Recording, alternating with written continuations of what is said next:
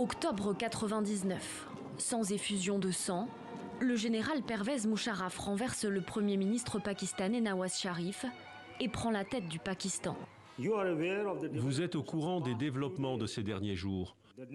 La nation se tourne vers vous pour offrir ce qu'elle attend et mérite, c'est-à-dire la justice, la prospérité et le bonheur.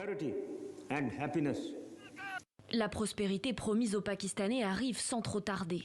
L'économie décolle et atteint jusqu'à 7,5% de croissance annuelle. Une classe moyenne se développe, les droits des femmes s'améliorent, des médias indépendants voient officiellement le jour. L'autoproclamé président des notes, grand amateur de whisky et de cigares, il appelle ses concitoyens musulmans à une modération éclairée. Il tente aussi de pacifier et normaliser les relations indo-pakistanaises. Nous avons écrit l'histoire.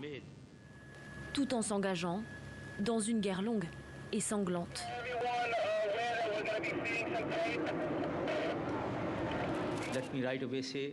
Sans plus attendre, j'annonce que le Pakistan a pris la décision réfléchie de faire partie de la coalition, d'être avec les États-Unis, de combattre le terrorisme sous toutes ses formes, partout où il existe. En 2001, le pays du général Musharraf devient l'un des alliés privilégiés des États-Unis. Des drones armés sont téléguidés depuis des bases secrètes situées sur le territoire pakistanais. Des troupes pakistanaises sont envoyées dans des zones tribales, situées à la frontière avec l'Afghanistan, et donnent lieu à des affrontements meurtriers. Cette étroite collaboration avec les États-Unis renforcera l'image du Pakistan sur la scène internationale. Le président autoproclamé rencontrera les grands dirigeants de l'époque. Mesdames et messieurs, je ne suis pas Dr Jekyll ou Mr Hyde. Sur les dernières années de son mandat, allant de 2001 à 2008, Pervez Musharraf perd en popularité. Les Pakistanais lui reprochent son autoritarisme. En 2007, l'imposition d'un état d'urgence pour faire taire le mécontentement populaire et l'assassinat de la chef de l'opposition Benazir Bhutto mettent le feu aux poudres.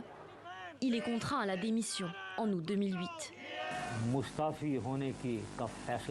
J'ai pris la décision de démissionner de mes fonctions. Ma démission parviendra aujourd'hui au président de l'Assemblée nationale. Après une vaine tentative de retour dans le paysage politique pakistanais, en 2013, Pervez Musharraf s'exile à Dubaï en 2016.